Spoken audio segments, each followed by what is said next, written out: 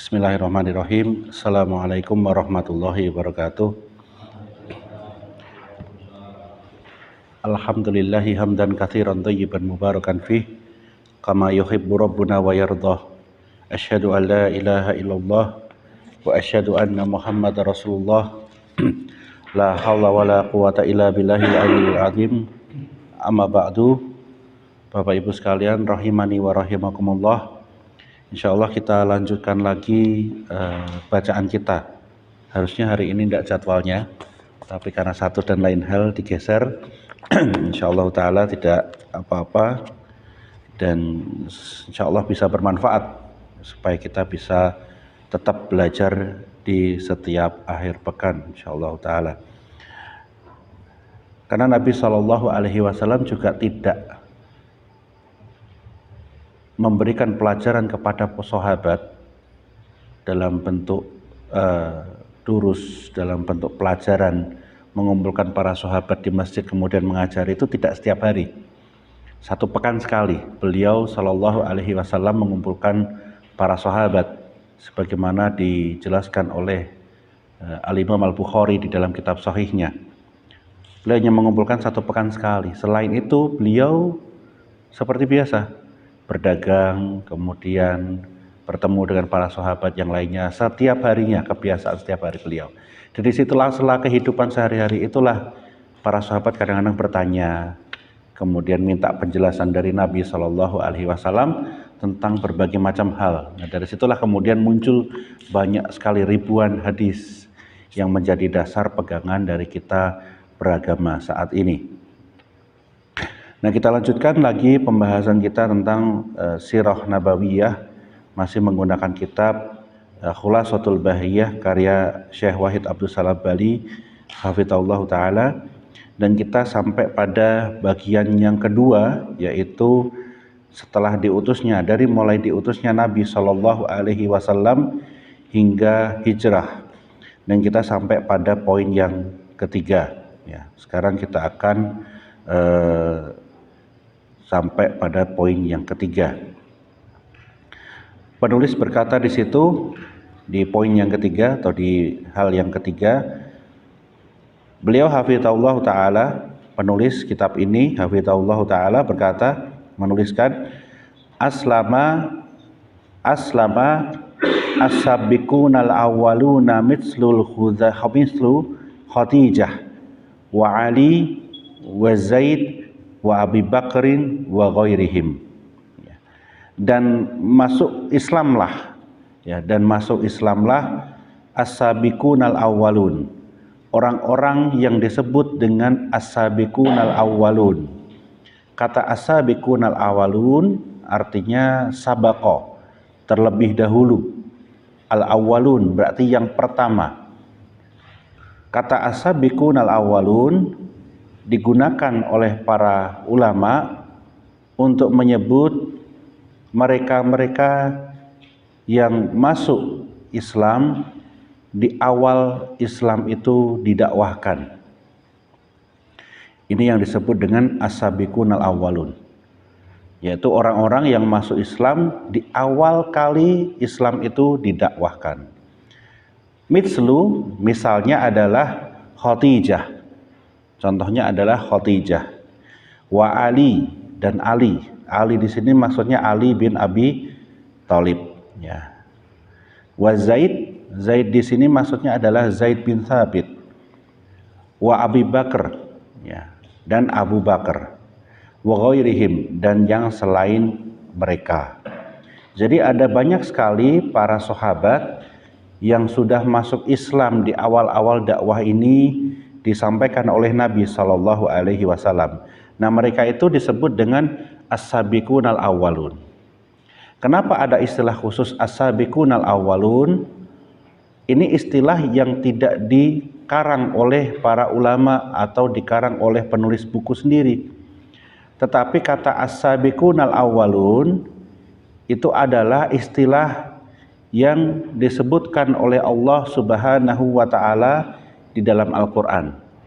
Allah Subhanahu wa taala berfirman, as-sabiqunal awwaluna minal muhajirin wal ansar walladzina taba'uhum. Ya. Orang-orang yang masuk Islam di awal keislaman, minal muhajirin wal ansor, dari golongan orang-orang muhajirin dan ansor, yaitu golongan orang-orang yang awalnya di Mekah, ya, di Mekah, yaitu orang-orang muhajirin yang nantinya akan pindah ke Yasrib atau ke Madinah. Kemudian wal ansor, orang-orang ansor, yaitu orang-orang yang menolong para muhajirin. Ya. Ada apa dengan mereka? Allah melanjutkan di dalam ayat tersebut, radhiyallahu anhum wa radu anhu. Allah ridho terhadap mereka. Keridhoan ini yang dimaksud adalah keridhoan di dalam beragama. Allah ridho dengan cara mereka beragama. Wa radu anhu. Dan mereka semua ridho terhadap Allah. Mereka ridho Islam sebagai agamanya. Dan para sahabat yang termasuk di dalam as-sabiqunal awwalun, mereka sudah diuji, ya, sudah difitnah, artinya diuji, di mana mereka di hadapan mereka itu dunia atau agama. Nanti kita akan lihat di antaranya adalah misalnya Abu Bakar As-Siddiq. Abu Bakar As-Siddiq, beliau orang paling kaya dari golongan masyarakat Quraisy. Dan beliau ketika masuk Islam, beliau tinggalkan itu semua. Ya, beliau tinggalkan itu semua. Beliau sudah diuji. Ya. Kemudian para sahabat yang lain, ada yang sudah diuji dengan kematian. Ibunya, istrinya, saudaranya yang disiksa di awal-awal keislaman. Mereka disiksa sehingga mereka tidak bisa bahkan mengikuti hijrah Nabi Shallallahu Alaihi Wasallam. Nah, begitu menunjukkan keridhaan mereka terhadap Islam. Dan mereka ridho terhadap Allah. Wa a'adda lahum jannatin tajri tahtahal anhar. Dan bagi mereka itu tersedia surga yang di bawahnya mengalir sungai-sungai. Dzalikal fauzul adzim. Dan itu adalah keberuntungan yang paling besar.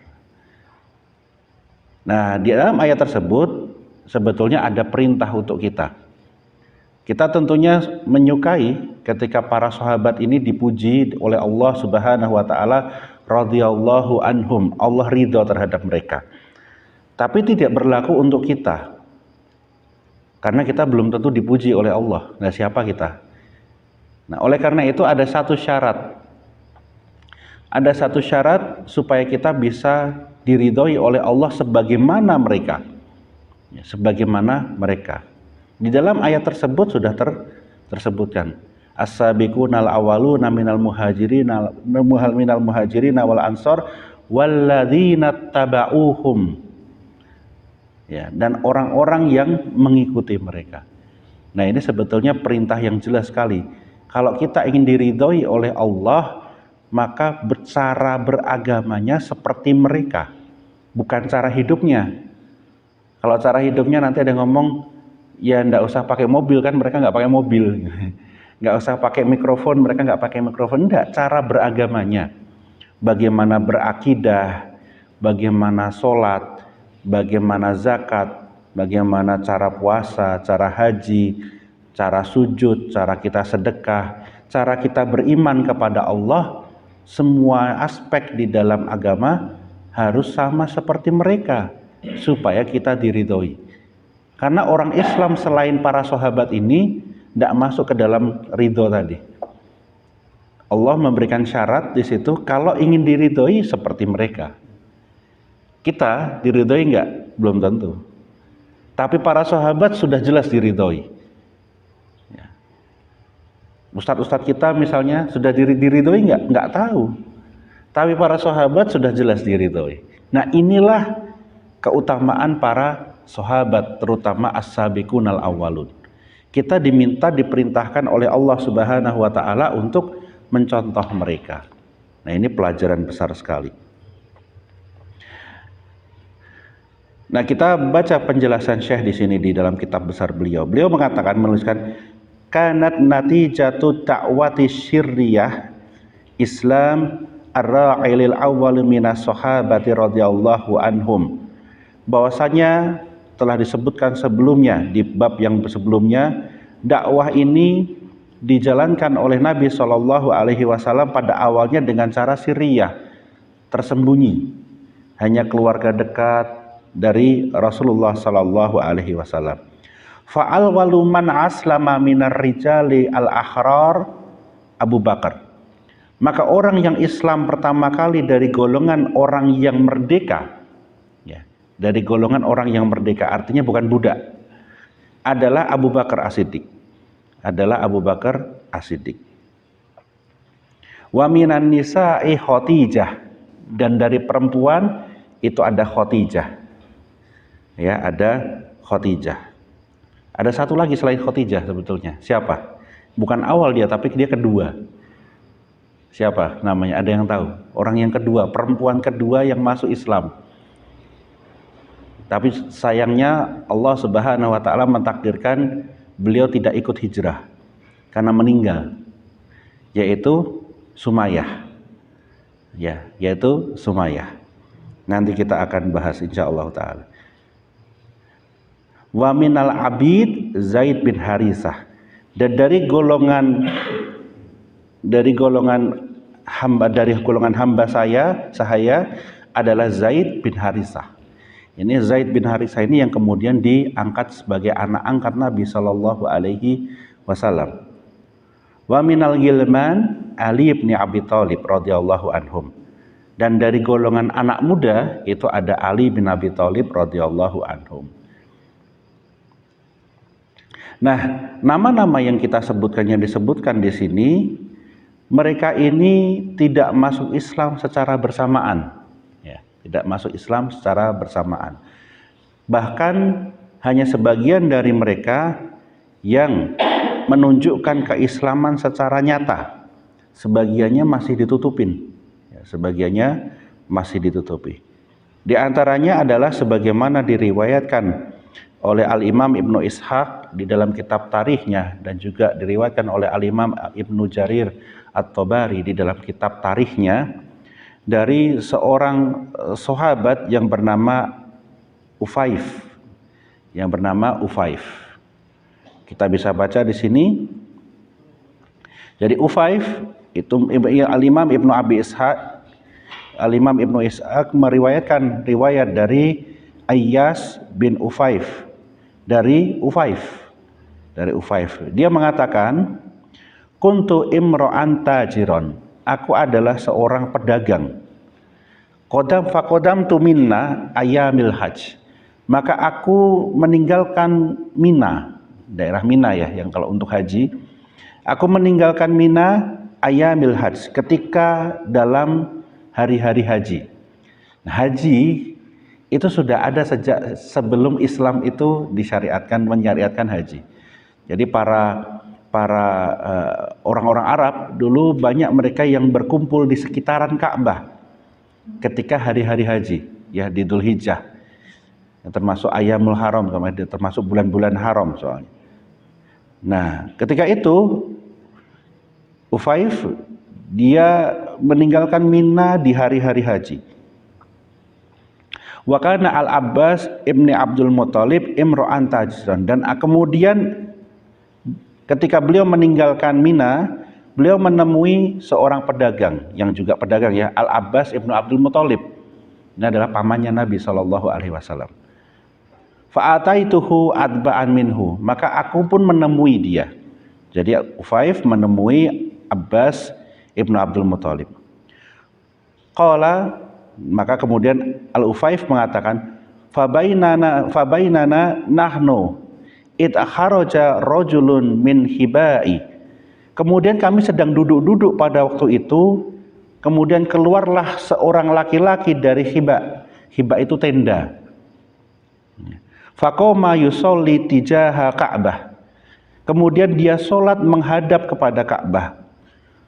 Summa kharaja imro'atan faqomat tusolliya. Kemudian keluar pula dari tenda tersebut perempuan. Kemudian dia sholat. Fakhorasa gulaman faqoma yusolli ma'ahu. Kemudian keluarlah anak muda, anak kecil. Gulam itu biasanya masih belasan tahun.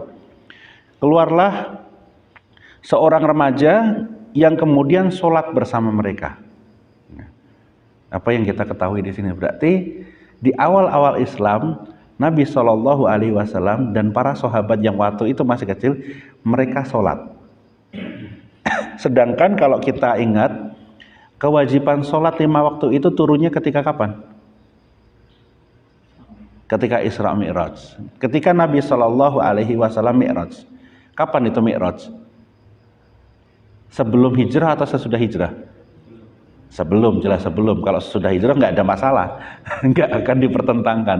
Sebelum hijrah berapa tahun? Ke-13. Kira-kira berapa tahun sebelum hijrah itu berarti? Ya, 2 tahun sebelum hijrah. Ya, 2 tahun sebelum hijrah. Berarti sedangkan Nabi Shallallahu Alaihi Wasallam berdakwah secara sirriyah selama 3 tahun sampai 5 tahun, ya 3 sampai 5 tahun kurang lebih berdakwah sirriyah. Berarti mereka ini, jadi 3 orang yang keluar dari tenda ini tadi kemudian sholat, ini sholatnya jauh sebelum ada kewajiban sholat yang 5 waktu. Sholat mereka seperti apa? Penasaran ya? Kalau kita buka di surat Al-Ghafir ayat 56, kemudian kita buka tafsirnya, di situ ada keterangan riwayat-riwayat dari Ibnu Mas'ud radhiyallahu anhu tentang sholatnya para sahabat sebelum diwajibkan sholat 5 waktu. Yaitu sholatnya sama seperti kita, tetapi waktunya cuma ada 2. Yaitu sholat di pagi hari, kalau kita sekarang sholat subuh duha, subuh sampai duha itu 1 waktu. Kemudian dari maghrib sampai isya itu 1 waktu. Jadi cuma ada dua waktu saja. Nah itu jauh sebelum hijriah, sebelum Nabi Shallallahu Alaihi Wasallam hijrah. Dan itu terjadi di awal-awal Islam sebelum diwajibkan sholat 5 waktu. Nah kalau kita sekarang mengatakan saya sholat cukup 2 saja karena dulu Nabi juga sholatnya 2, nah itu ngawur namanya. Itu ngawur karena Nabi udah ditetapkan dari kejadian Isra Mi'raj ketika Nabi Shallallahu Alaihi Wasallam Mi'raj, beliau mendapatkan kewajiban sholat 5 waktu. Ya. Di dalam hadis-hadis yang lain juga disebutkan tentang kewajiban sholat 5 waktu. Nah ini yang disebut dengan nasih dan mansuh. Ya. Dihapuskan hukumnya. Ayat tadi dihapuskan hukumnya dengan ayat-ayat yang menunjukkan tentang atau hadis-hadis yang menunjukkan kewajiban sholat 5 waktu. Banyak sekali. Ya. Oleh karena itu, ini sedikit tambahan saja. Tidak boleh orang itu asal dia bisa baca Quran, kemudian dia mencoba, oh berarti ayat ini hukumnya begini dong. Oh berarti ayat ini hukumnya ini. Kan tadi dalam surat Al-Ghafir ayat 56, ayatnya masih ada sampai sekarang. Kita baca juga masih ada. Kalau kita baca, bentar saya bukakan mushaf yang di sini aja. Nah, di situ Allah Subhanahu wa taala berfirman, "Wasbir innaka wa inna wa'dallahi haqqan wastaghfir lidzambika wasabbih bihamdi rabbika bil asyi wal ibkar." Kata bil asyi wal ibkar. Asyi itu kata yang kita kenal itu dengan kata isya. Jadi petang. Wa ibkar, pagi. Ibkar itu setelah subuh. Jadi matahari sudah terbit sampai waktu duha selesai itu ibkar. Ya.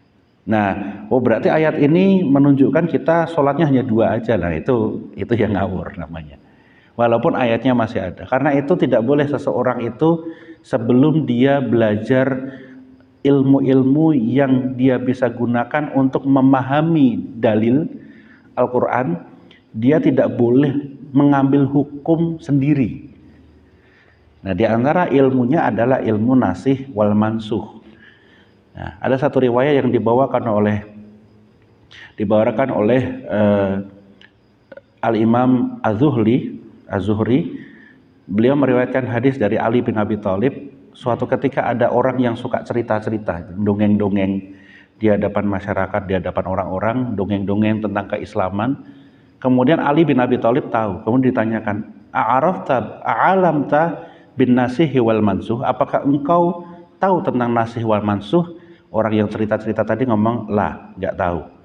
Kemudian apa kata Ali bin Abi Thalib? halaka wa ahlakta, engkau celaka dan engkau mencelakakan orang lain. Kenapa? Karena kalau dia tidak tahu nasih dan mansuh, dia bisa mengambil hukum dengan hukum yang sudah dihapus sebelumnya. Seperti tadi, nanti ada orang yang ngomong sholatnya 2, nah itu kan hukumnya sudah dihapus oleh Al-Quran dan Sunnah yang lainnya, maka harus dipahami yang seperti itu. Itu makanya Bapak Ibu sekalian rahimani wa rahimakumullah, seseorang dikatakan berilmu itu diantaranya adalah dia paham seluk-beluk dalil. Ya, kalau dia tidak paham seluk-beluk dalil, misalnya dia bisa baca hadis saja, tapi nggak paham apa itu sahih, apa itu hasan, apa itu dhaif, hadis mu'alaq itu apa, hadis musalsal itu apa, dan sebagainya, dan dia tidak bisa memeriksa apakah hadis tersebut sahih atau tidak, dia sebetulnya tidak boleh berbicara tentang masalah agama. Yang dimaksud ilmu yang menyampaikan seseorang pada tataran dia boleh berbicara tentang masalah agama adalah ilmu-ilmu yang bisa membantu dia di dalam memahami dalil. Di antaranya ilmu hadis, tafsir, asbabun nuzul, nasih wal mansuh, dan sebagainya. Seperti itu. Ini supaya kita hati-hati, nggak sembarangan di dalam berbicara tentang masalah agama. Apalagi di medsos kan seneng kita ngomong masalah agama. Kadang-kadang yang nulis nggak paham. Kita lanjutkan. Nah, di dalam riwayat tadi bahwasanya keluar 3 orang dari balik tenda. Maka kemudian Ufaif mengatakan, "Ya Abbas, wahai Abbas," yakni Abbas ibnu Abdul Muthalib. "Wahai Abbas, ma hadzal din? Ini agama apa ini? Inna hadzal-din ma adri ma huwa." Aku nggak pernah tahu agama yang seperti ini. Cara sholatnya berbeda dengan orang-orang kafir pada waktu itu, orang-orang musyrikin yang ada di sekitar Ka'bah. Kok caranya mereka sholat seperti ini? Ini agama macam apa lagi ini? Gitu. Agama apa lagi ini? Maka kemudian Abbas ibnu Abdul Muthalib mengatakan, "Hadza Muhammad bin Abdullah yas'amu annallaha arsalahu." Ini adalah Muhammad bin Abdullah yang dia mengatakan atau dia menduga bahwasanya Allah mengutus dia menjadi nabi dan rasul, ya. Wa anal kunusul kisra wa qasira sataftaha alaihi, dan dia mengatakan bahwasanya nanti perbendaharaan hartanya Kisra akan dibukakan untuk dia. Kan benar, di zamannya Umar bin Khattab perbendaharanya Kisra jatuh ke tangan kaum muslimin. Wahadhihi imro'atuhu, dan ini adalah perempuan ini adalah istrinya, Khadijah bintu Khuwailid amanat bihi. Ini adalah istrinya Khadijah binti Khuwailid yang beriman kepadanya, percaya kepadanya. Wahadal gulamu ibnu ammihi Ali ibn Abi Thalib amana bihi, dan anak kecil ini adalah Ali bin Abi Thalib, anak dari pamannya, ya, anak dari pamannya Ibni Abi Thalib, yang dia juga beriman kepadanya. 3 orang sholat di depan Ka'bah, dan cukup mengherankan pada waktu itu, ya, cukup mengherankan. Maka kemudian Ufaif mengatakan, "Falaitani kuntu amantu yaumuddin fakanat akunu rabi'an." Wahai aku ini, seandainya aku dulu beriman, seandainya aku juga ikut beriman hari itu, ya, aku juga ikut beriman dan aku menjadi yang keempat. Ufaif menceritakan ini udah berlalu soalnya, dan dia melihat keutamaan orang-orang yang masuk Islam, tapi dia nggak ikut, ya, dia nggak ikut. Makanya seandainya aku ikut beriman dan sholat jadi orang yang keempat pada waktu itu, dia akan dapat keutamaan yang besar. Tapi dia lewatkan itu semua. Nah, ini yang disayangkan. Nah, 3 orang, jadi kejadian Rasulullah Shallallahu Alaihi Wasallam, kemudian Khadijah dan juga Ali ketika sholat, kemudian Ufaif mengatakan seandainya aku jadi yang keempat, orang yang keempat yang ada di situ, ya kan? Tetapi riwayat ini tidak menunjukkan tentang orang-orang yang awal sekali masuk Islam. Riwayat ini hanya menunjukkan bahwasanya Nabi Shallallahu Alaihi Wasallam dan Khadijah dan juga Ali bin Abi Thalib sholat bersama di hadapan orang-orang tanpa diketahui atau tidak dikenal ini agama apa, baru, sesuatu yang baru. Mereka mulai menunjukkan Islam itu secara nyata di hadapan orang. Nah, kejadian ini kejadian setelah Nabi Shallallahu Alaihi Wasallam mulai berdakwah di rumah Darul Arqam. Ya. Ketika sebelum Nabi Shallallahu Alaihi Wasallam masuk ke dalam Darul Arqam untuk berdakwah secara sembunyi-sembunyi, sudah masuk Islam beberapa orang sebelumnya. Nah, di antara orang-orang yang masuk Islam ini ada 7 orang yang paling awal masuk ke dalam Islam. Nah, 7 itu siapa? Diriwayatkan juga dari Ibnu Mas'ud oleh Imam Ahmad bin Hambal dan Ibnu Majah, hadisnya sahih, bahwasanya di antara orang-orang, jadi Ibnu Mas'ud mengatakan awaluman adharul Islam sab'ah, 7 orang yang pertama kali masuk dan menunjukkan keislamannya secara nyata, nggak sembunyi-sembunyi, saya Islam, saya Muslim. Yaitu yang pertama Rasulullah Shallallahu Alaihi Wasallam. Yang pertama adalah Rasulullah Shallallahu Alaihi Wasallam. Wa Abu Bakar. Kemudian yang kedua adalah Abu Bakar. Kemudian yang ketiga wa Ammar. Kemudian yang ketiga adalah Ammar. Ammar di sini adalah Ammar bin Yasir. Ammar bin Yasir. Yang ketiga wa ummuhu Sumayyah. Ya. Dan ketiga adalah yang ke berapa tadi berarti? Ada Rasulullah, Abu Bakar, Ammar, kemudian keempat Sumayyah. Ya, Sumayyah di sini namanya Sumayyah binti Khobat. Sumayyah binti Khobat.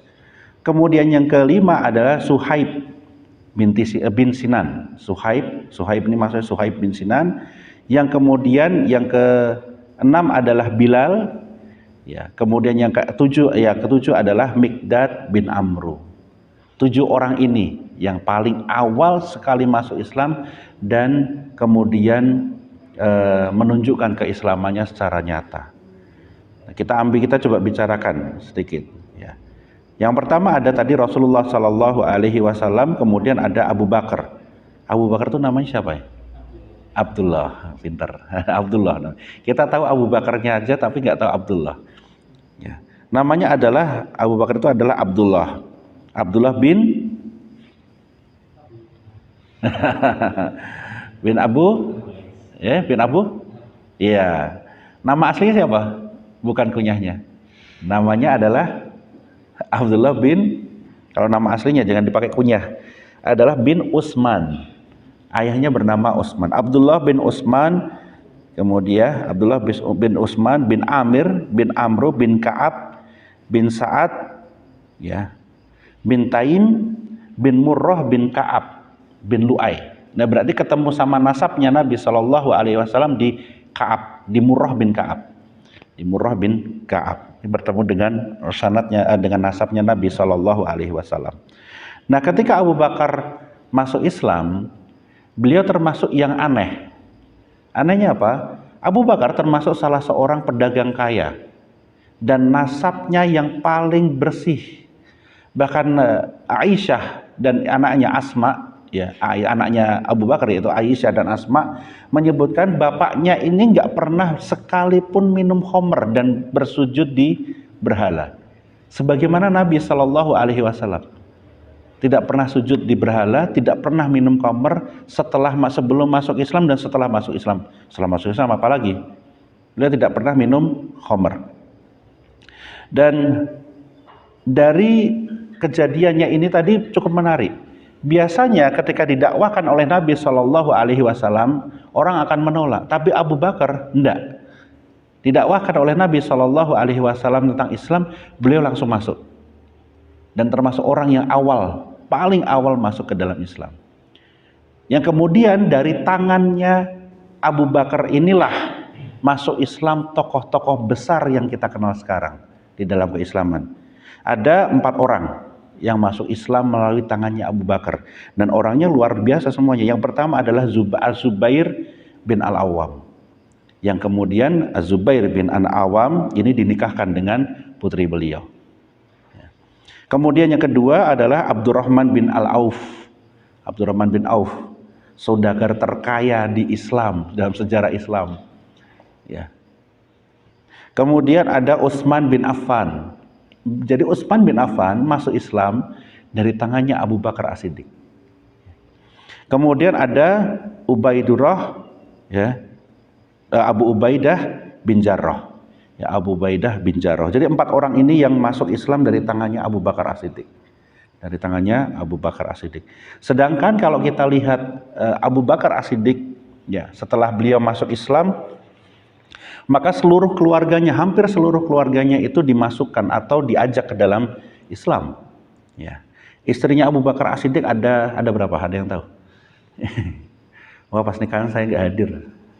Istrinya Abu Bakar As-Siddiq ada 4, ya, ada 4. Yang pertama adalah Ummu Ruman, ya, Ummu Ruman, kemudian ada Qatilah, kemudian ada Asma. Ini Asma bukan anaknya beliau, ya, Asma bintil Umais. Kemudian ada Habibah binti Kharijah. Nah, dari Ummu Ruman, anak beliau ada 2. Yang pertama bernama Abdurrahman, yang kedua bernama Aisyah. Ya, jadi ibunya Aisyah itu Ummu Ruman.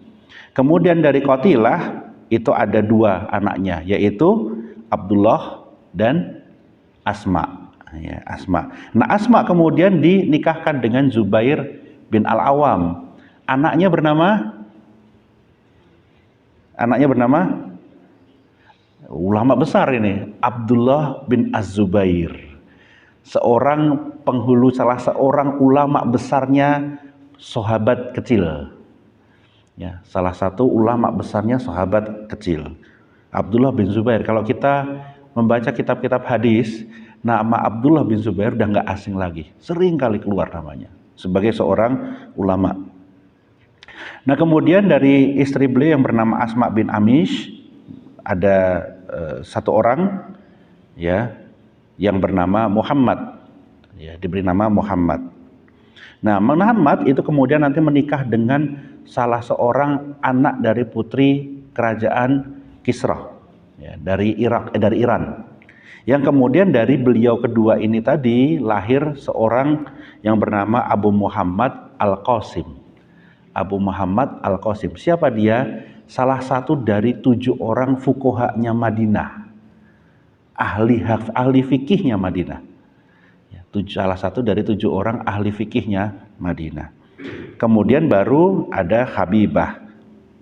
Habibah itu punya anak perempuan bernama Ummu Kulsum. Ya, Ummu Kulsum yang kemudian menikah dengan Tolhah.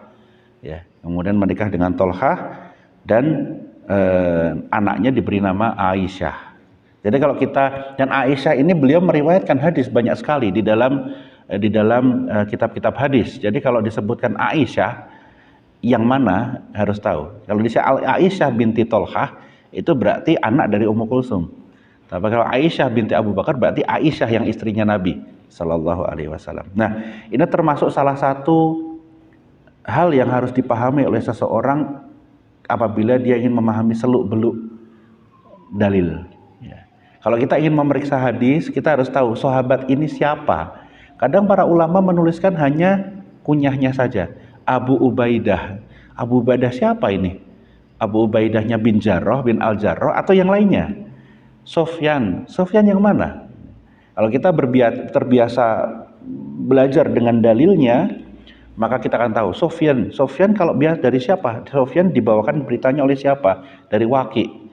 Oh, kalau Sofyan dari Waki itu meriwayatkan dari Sofyannya pasti Sofyan Ats-Tsauri.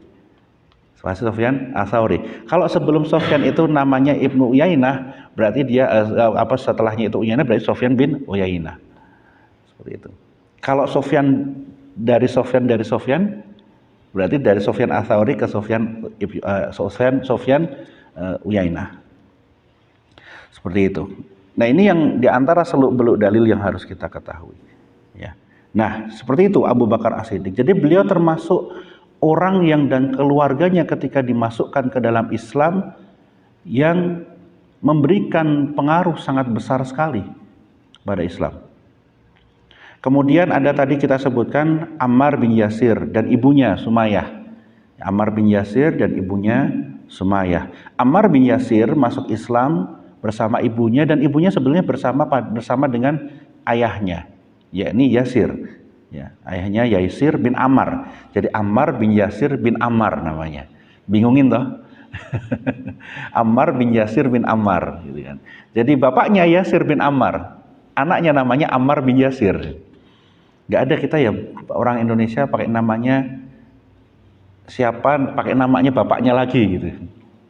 Biasa kebingungan nanti. Nah, Sumayyah dan Ammar lebih dahulu masuk ke dalam Islam, baru menyusul bapaknya. Dan Sumayyah ini termasuk syahidah pertama di Islam. Orang yang menjadi mati syahid pertama di Islam. Kenapa itu? Karena dibunuh oleh siapa? Dibunuh oleh Abu Jahal. Ya, dibunuh oleh Abu Jahal, disiksa pada waktu itu. Jadi para sahabat yang menampakkan keislaman dari 7 orang ini rata-rata mengalami siksaan karena mereka masuk ke dalam Islam.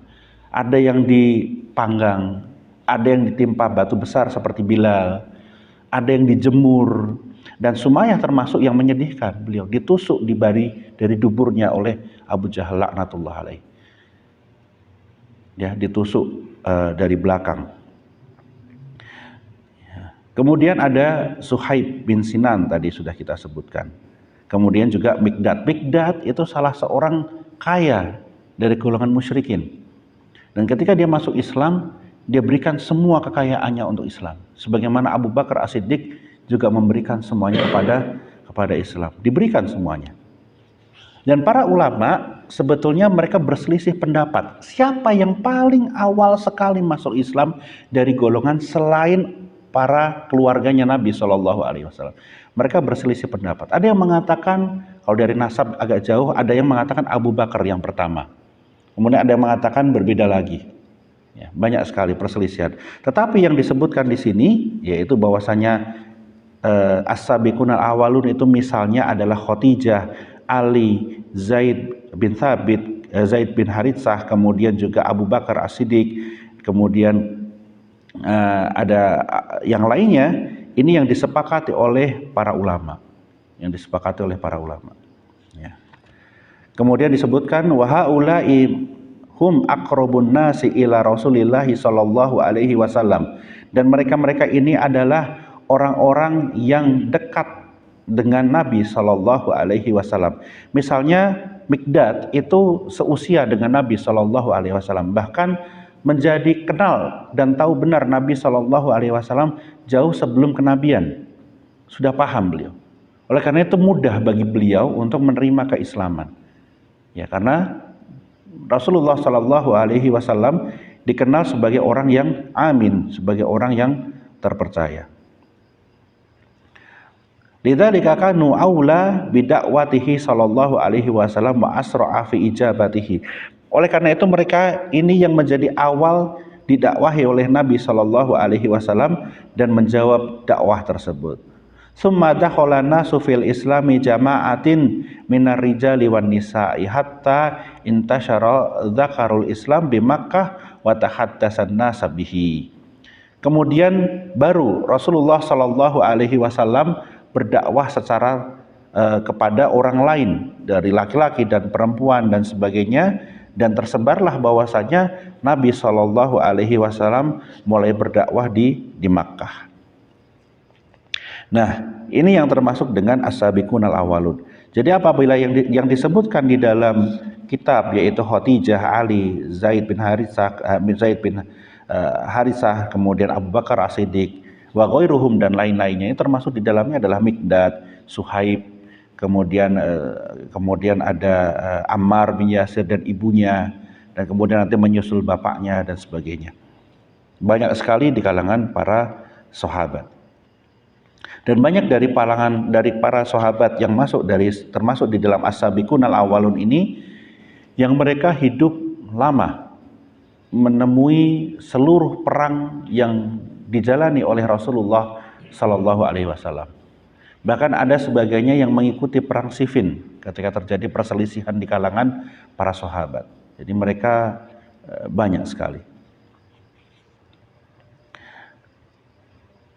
Ya, kemudian kita lihat di poin yang keempat, di bagian yang keempat, beliau hafizahullah taala menuliskan di situ, "Tsumma umira sallallahu alaihi wasallam bil jahri fajahara fa'adahu qaumuhu." Kemudian umira, diperintahlah Rasulullah sallallahu alaihi wasallam oleh Allah Subhanahu wa taala bil jahri, untuk menjaharkan, untuk menyatakan secara jelas, menampakkan dakwahnya. Fajahara, maka beliau kemudian menampakkan secara jelas dakwahnya. Fa'adahu qaumuhu, maka kemudian orang-orang dari Quraisy mulailah memusuhi beliau sallallahu alaihi wasallam. Dan di antara firman Allah Subhanahu wa taala yang memerintahkan untuk Rasulullah sallallahu alaihi wasallam berdakwah secara nyata adalah apa yang difirmankan oleh Allah Subhanahu wa taala di dalam surat Al-Hijr. Allah Subhanahu wa taala berfirman, "Fasda bima tu'maru wa'arid 'anil musyrikin." Ya. Maka tunjukkanlah secara nyata dengan apa yang engkau perintahkan. Jadi Rasulullah sallallahu alaihi wasallam diperintahkan untuk berdakwah kepada Islam. Wa'arid 'anil musyrikin, dan berpalinglah dari orang-orang musyrik. Ya.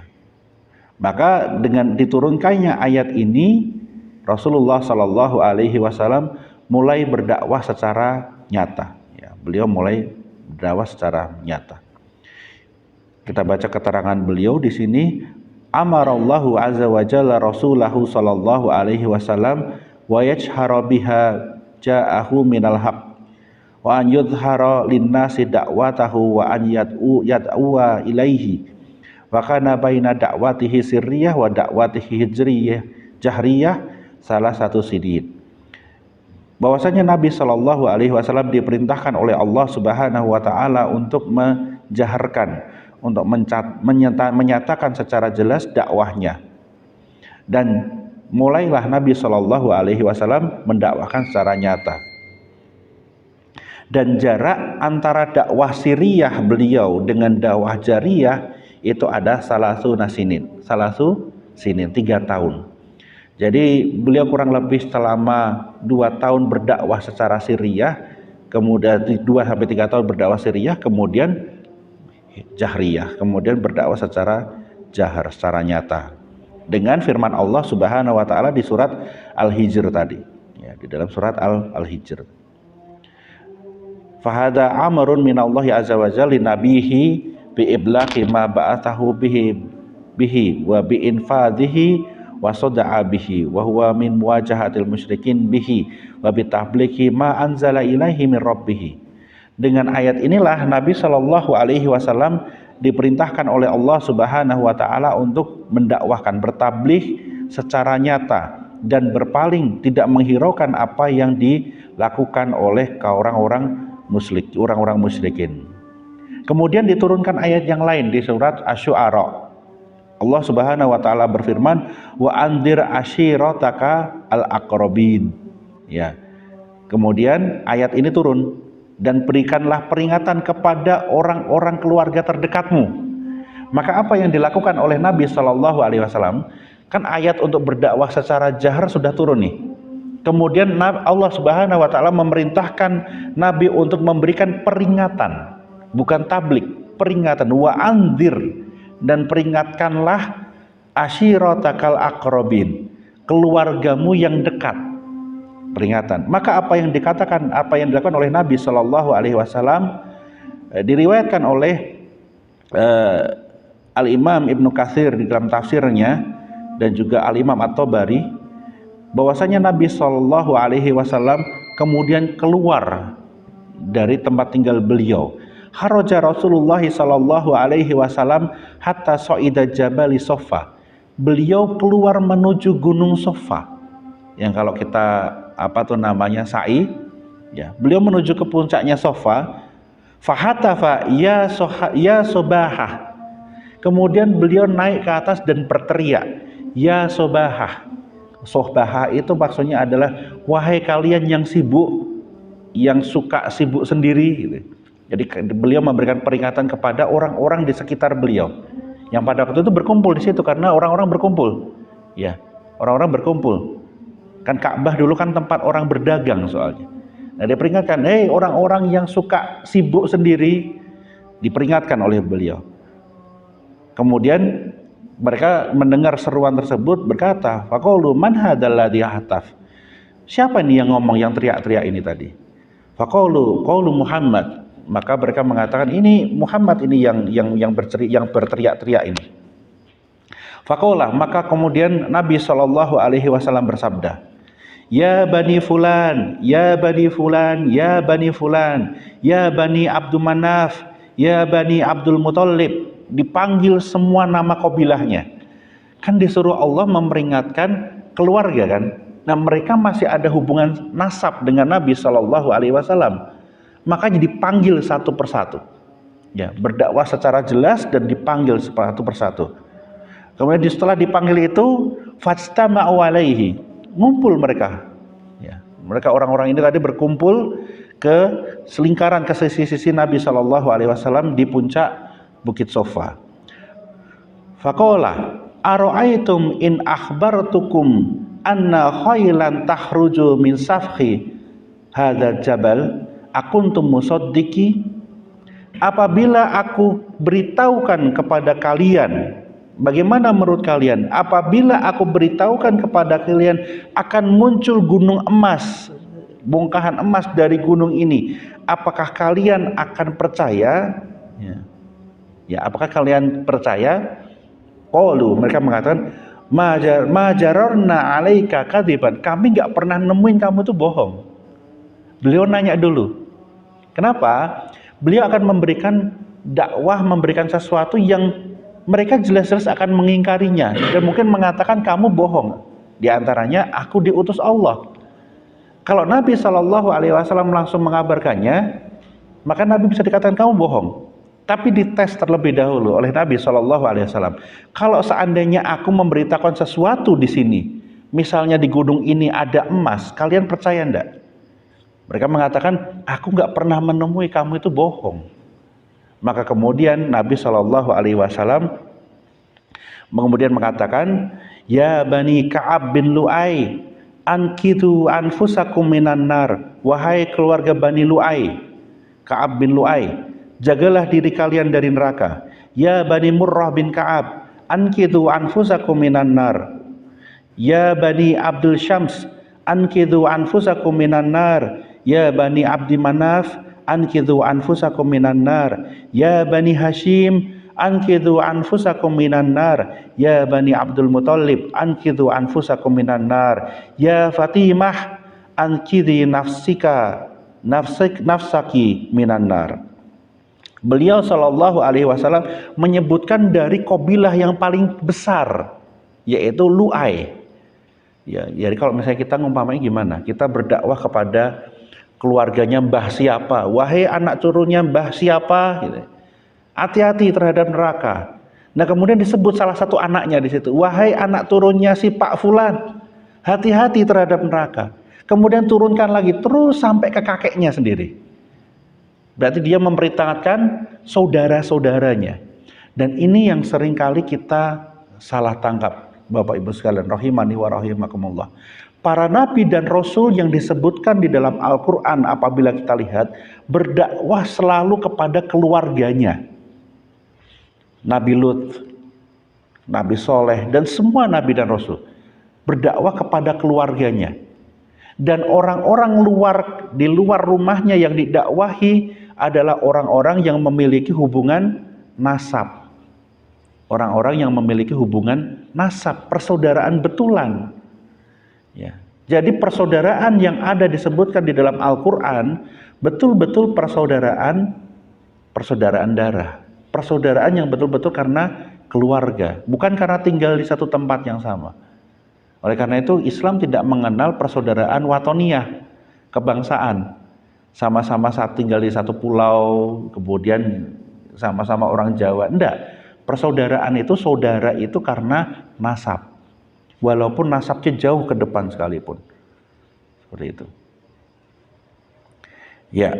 Nah nanti mungkin ada yang bertanya, lah kalau nasab kita sama-sama dari Nabi Adam terus gimana itu? Nasab kita kan sama. Nabi Shallallahu Alaihi Wasallam menjelaskan nasab itu paling tinggi kita ngitungnya berapa ke atasnya? Berapa ke atas kita? Ada yang tahu?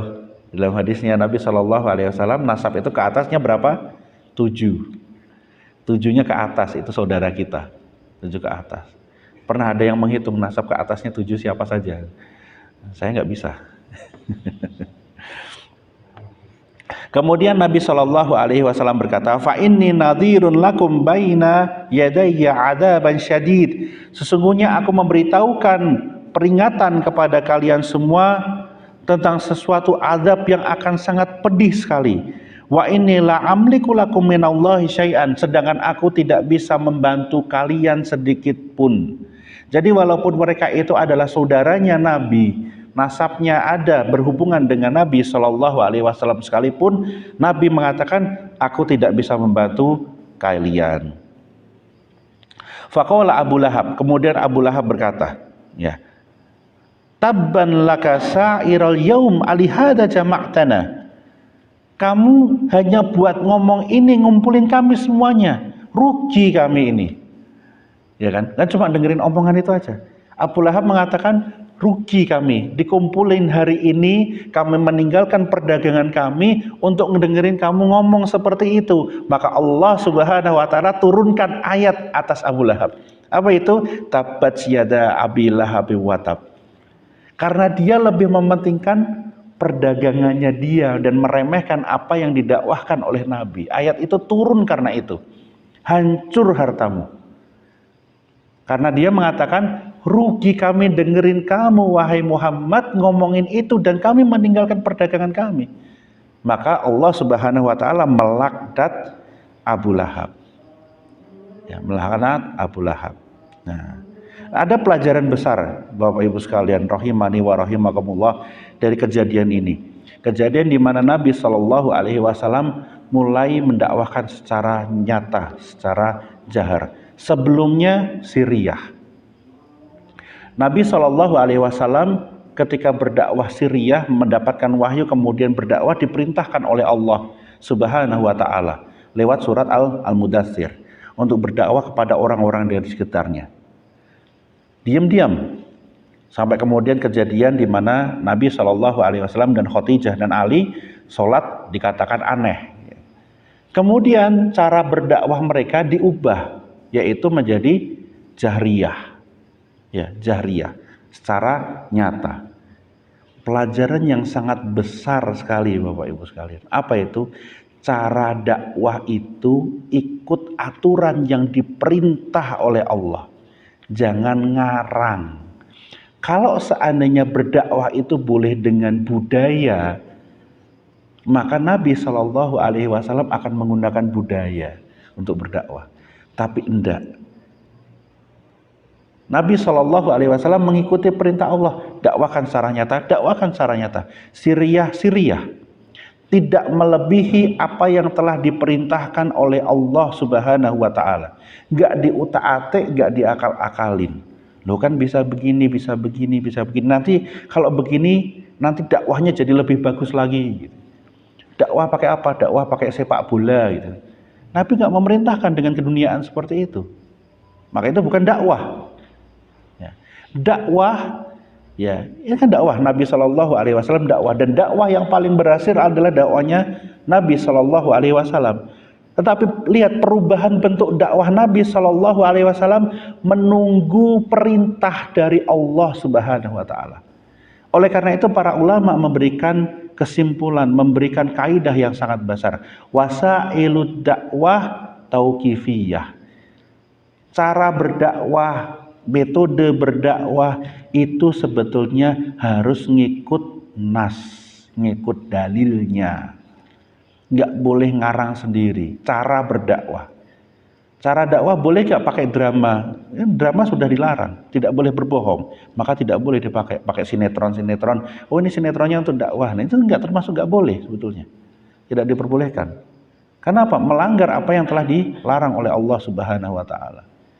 Cara berdakwah itu dengan apa yang telah ditetapkan oleh nas. Bagaimana para nabi dan rasul berdakwah, termasuk isi dari dakwahnya. Kalau metodenya itu dituntun, maka isinya juga dituntun. Ketika Nabi Shallallahu Alaihi Wasallam ditanyakan oleh salah seorang sahabat yang pada waktu kemudian masuk Islam, yaitu Mindad, yang dia itu seorang, kalau kita sebut sekarang orang tukang rukyah, roki beliau dulu, tukang rukyah. Kemudian karena beliau mendengar orang-orang mengatakan Muhammadun Majnun, Muhammad Majnun, Muhammad sudah gila, Muhammad sudah gila, beliau terbersit, saya tolongin saja dengan doa-doa, bukan rukyah dengan Al-Quran ya, Al-Quran belum turun, semua di situ. Ditolong dengan doa-doa. Maka beliau mendatangi Nabi Shallallahu Alaihi Wasallam, berdialog di situ. Nah, apa yang diucapkan oleh Nabi Shallallahu Alaihi Wasallam? Kalimat tauhid. Kemudian ditanyakan, apa yang kamu dakwahkan? Ya, beliau ditanyakan apa yang kamu dakwahkan? Beliau kemudian menjawab dengan mengikhlaskan ibadah, dengan tauhid. Kemudian dengan tauhid dan menjalin silaturahmi. Itu yang membuat kemudian dhimmat masuk ke dalam Islam. Dakwah tauhid berarti isinya. Dakwah itu tauhid dulu berarti, bukan yang lainnya. Nah, ini sudah dituntun oleh Allah Subhanahu wa taala. Oleh karena itu, tidak boleh, tidak seyuknya kita berinovasi di situ. Berinovasi. Karena Nabi Shallallahu Alaihi Wasallam yang dakwahnya paling sukses pun beliau tidak melakukan inovasi, nurut dengan apa yang diperintahkan oleh Allah. Bagi kita mengikuti apa yang telah ditetapkan oleh dalil itu sudah lebih dari cukup, sudah cukup tanpa kita memberikan penambahan, pengurangan lagi dan sebagainya. Termasuk di dalamnya ketika kita berdakwah seperti itu. Kita misalnya seperti hari ini kita ngumpul belajar bareng, ini dakwah, ini cara dakwah yang ada nasnya. Nabi Shallallahu Alaihi Wasallam mengumpulkan para sahabat, kemudian diajari. Kita misalnya berdakwah, kita bertanya kepada seseorang yang lebih tahu dan sebagainya. Itu cara yang diajarkan oleh Nabi. Allah Subhanahu wa taala berfirman, "Fas'alu ahla dzikri in kuntum la ta'lamun." Tanyakan kepada orang yang lebih tahu tentang sesuatu yang tidak kalian ketahui. Nah, ini hikmah yang paling besar, pelajaran yang besar sekali. Apalagi di zaman sekarang orang kadang-kadang ngarang sendiri cara dakwahnya. Maka dakwah itu harus mengikuti nas, harus mengikuti wahyu. Nah, mungkin seperti itu dulu insya Allah pembahasan kita pada hari ini. Kita lanjutkan di pertemuan berikutnya. Aku qouli hadza wa astaghfirullah li wa lakum wa lisairil muslimina wal muslimat. Subhanakallahumma wa bihamdika asyhadu an la ilaha illa anta astaghfiruka wa atubu ilaik. Wassalamualaikum warahmatullahi wabarakatuh.